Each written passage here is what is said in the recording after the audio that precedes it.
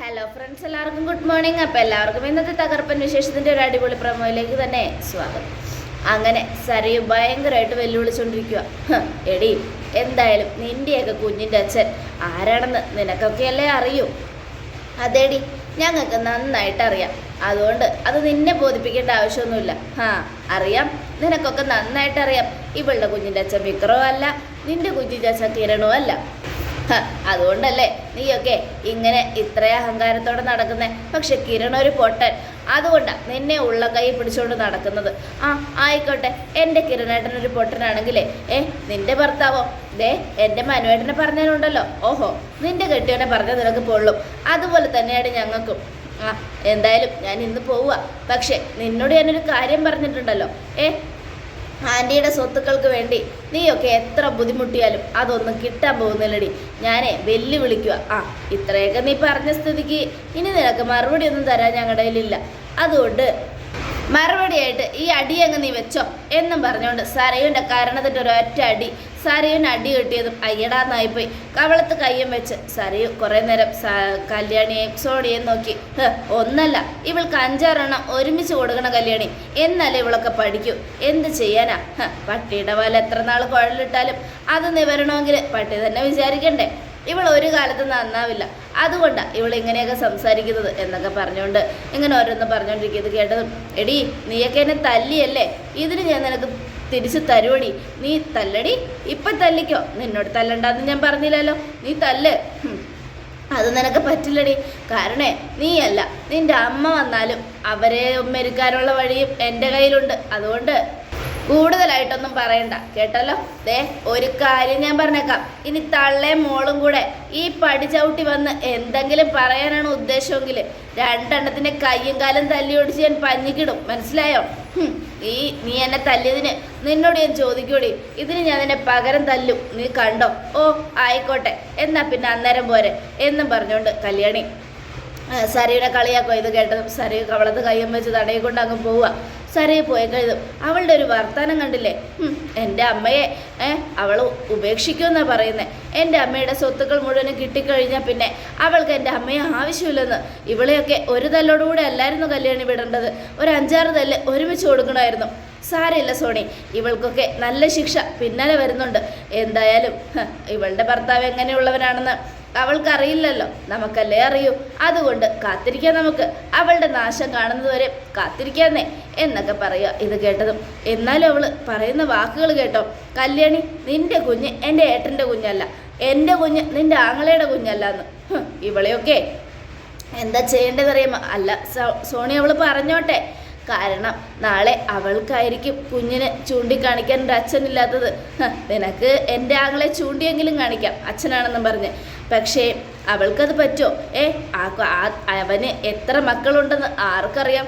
ലോകത്തിൽ എത്ര പെണ്ണുങ്ങളെ അവൻ കല്യാണം കഴിച്ചിട്ടുണ്ടെന്ന് ദൈവത്തിന് മാത്രമേ അറിയൂ എന്നും പറയുക. ഇത് കേട്ടതും അത് ശരിയാ. അപ്പം പിന്നെ നീ ടെൻഷൻ അടിക്കുന്നത് എന്തിനാ? അതെ, ഇങ്ങനെ ഒരു പ്രശ്നത്തിൽ നിന്ന് ഒഴിവാകാൻ വേണ്ടിയാ നിന്നോട് ഒരു കല്യാണം കഴിക്കണമെന്ന് ഞങ്ങൾ പറയുന്നേ. വേണ്ട കല്യാണി, എനിക്കിപ്പോൾ കല്യാണമൊന്നും വേണ്ട. നാളെ അത് എൻ്റെ കുഞ്ഞിൻ്റെ അച്ഛനല്ലല്ലോ. സ്വന്തം അച്ഛൻ സ്നേഹിക്കുന്ന പോലെ മറ്റൊരച്ഛൻ സ്നേഹിക്കില്ലല്ലോ. അങ്ങനെ സ്നേഹിക്കുന്ന ഒരാളെ കണ്ടുപിടിക്കണമെന്നാണ് ഞാനും കിരണേട്ടനെ വിചാരിച്ചിരിക്കുന്നത്. എന്തായാലും അങ്ങനെ ഒരാളെ കിട്ടിക്കഴിഞ്ഞാൽ സോണി അതിനെതിരെ പറയരുത് എന്നൊക്കെ പറഞ്ഞുകൊണ്ട് കല്യാണി അകത്തേക്ക് പോവുക. ഈ സമയം നമ്മുടെ സോണി ഇങ്ങനെ ഓരോന്ന് ആലോചിച്ചുകൊണ്ട് നിൽക്കുകയാണ്. പിന്നീട് കാണിക്കുന്നത് സരയു വീട്ടിലേക്ക് ചെല്ലുന്നതാണ്. അപ്പോൾ ശാരി അവിടെ ഹോളിൽ തന്നെ ഇരിക്കുന്നുണ്ടായിരുന്നു. ഇരിക്കുന്ന സമയത്ത് സരയുവിൻ്റെ വരവാനുണ്ട്. എന്തായി മോളെ? അവളുടെ മുഖത്ത് നോക്കി 5-6 വർത്താനം പറഞ്ഞോ എന്ന് ചോദിക്കുക. പറഞ്ഞു അമ്മേ, പറഞ്ഞോ. എന്നിട്ട് അവൾ എന്ത് പറഞ്ഞു എന്ന് പറഞ്ഞ് ചോദിക്കുമ്പോഴേക്കും സരയുടെ കവളിലേക്ക് ശ്രദ്ധിക്കുക. അയ്യോ, എൻ്റെ മോളുടെ കവളത്ത് എന്താ പറ്റിയേ? 5 വിരലിൻ്റെ പാട് പതിഞ്ഞ് കിടപ്പുണ്ടല്ലോ, കവള് വീർത്തിരിപ്പുണ്ടല്ലോ. എന്താ മോളെ, എന്തു പറ്റി എന്ന് ചോദിക്കുക. ഒന്നുമില്ലമ്മേ, പറ, എന്താ പറ്റിയത്? അവൾ എൻ്റെ മോളെ തല്ലിയോ? ആ കല്യാണി. അത് കേട്ടതും അതെ അമ്മേ, അവൾ എന്നെ തല്ലി. എന്തിനാ തല്ലിയത്? എന്തിന്?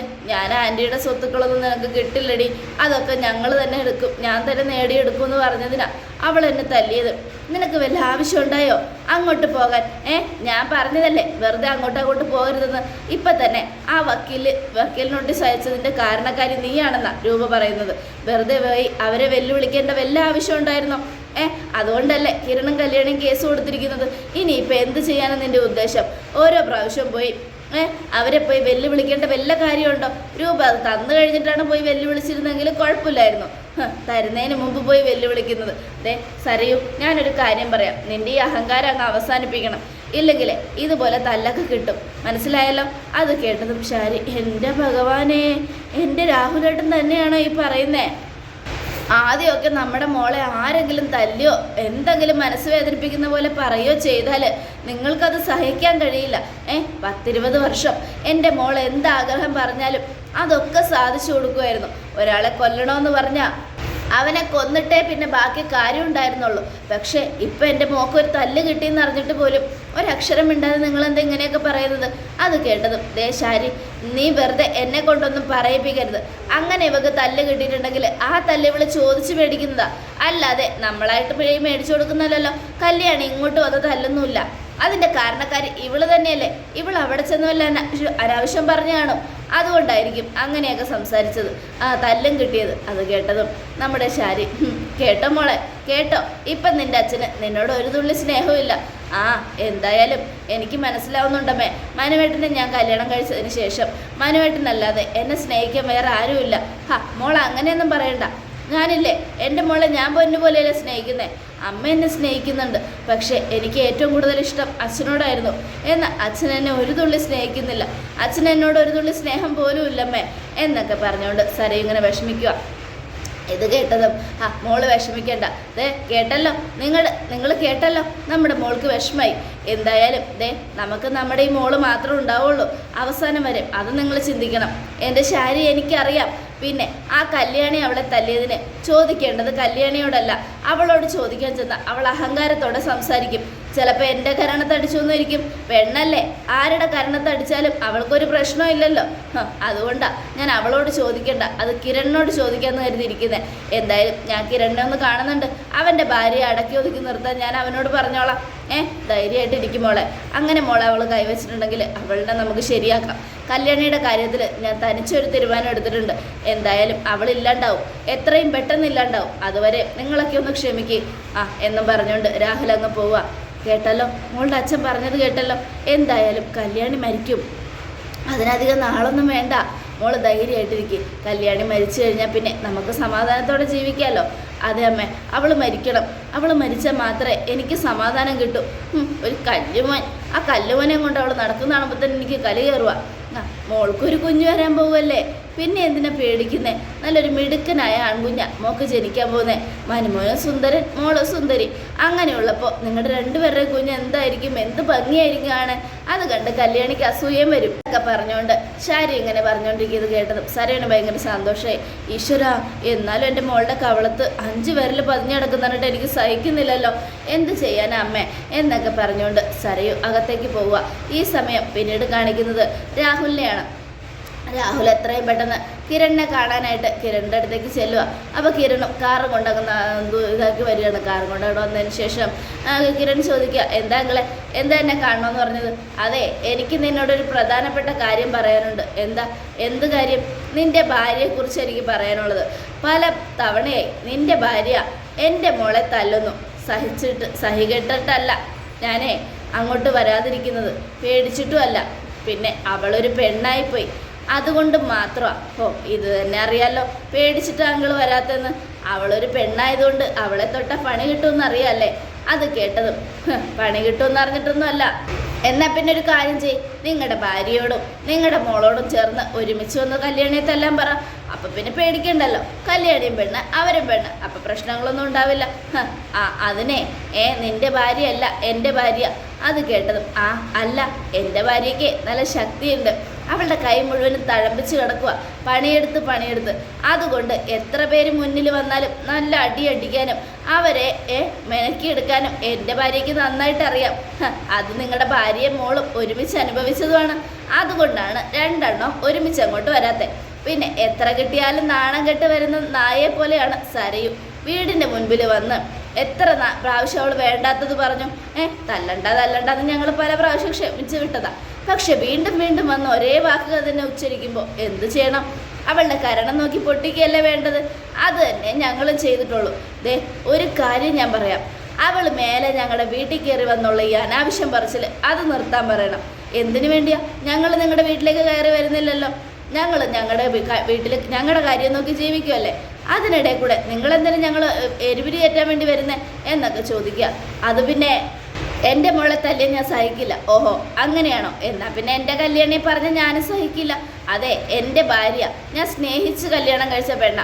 നിങ്ങളുടെ മോളെ പോലെയല്ല പണത്തിന് വേണ്ടി മാത്രം സ്നേഹിക്കുന്ന കൂട്ടത്തിലുള്ള ആളല്ല കല്യാണി. എന്നെ പൊന്നു പോലെ നോക്കുന്നേ. നിങ്ങളുടെ മോളെ എങ്ങനെ ഞാൻ കല്യാണം കഴിച്ചിരുന്നെങ്കിൽ അതോടുകൂടെ തീർന്നാണ് എൻ്റെ ജീവിതം. പക്ഷേ ഇവിടെ ഞാൻ ഇന്ന് സന്തോഷത്തോടെ ജീവിക്കുന്നുണ്ടെങ്കിൽ, എൻ്റെ അമ്മ എനിക്കൊന്നും തരില്ല എന്ന് പറഞ്ഞിട്ട് എല്ലാം നേടിയിട്ടുണ്ടെങ്കിൽ അതിനൊക്കെ പിന്നിൽ എൻ്റെ കല്യാണിയുടെ മിടുക്ക. അതെ, നിങ്ങൾക്കൊന്നും പറഞ്ഞാൽ മനസ്സിലാവില്ല. പിന്നെ ഒരു കാര്യം ഞാൻ പറയാം, എൻ്റെ അടുത്തേക്ക് ഇനി കല്യാണി സരീവിനെ തല്ലി എന്നും പറഞ്ഞുകൊണ്ടെങ്ങാനും വന്നാൽ ഇനി നിങ്ങൾക്കായിരിക്കും ബാക്കി കിട്ടാൻ പോകുന്നത്. നിങ്ങളുടെ മോൾക്ക് കിട്ടിയതിൻ്റെ ബാക്കി നിങ്ങൾക്കും കിട്ടും. എന്തിനാണെന്നല്ലേ? ഇതുപോലെ മകൾക്ക് വക്കാലത്ത് പറഞ്ഞുകൊണ്ട് വരുന്നതിനേക്കാൾ നല്ലത് മകളെ വീട്ടിൽ അടക്കി ഒതുക്കി ഇരുത്താൻ നോക്ക്. അല്ലെങ്കിൽ ഇനിയും പലരുടെ കയ്യിൽ നിന്നും മകൾ തല്ല് മേടിക്കും.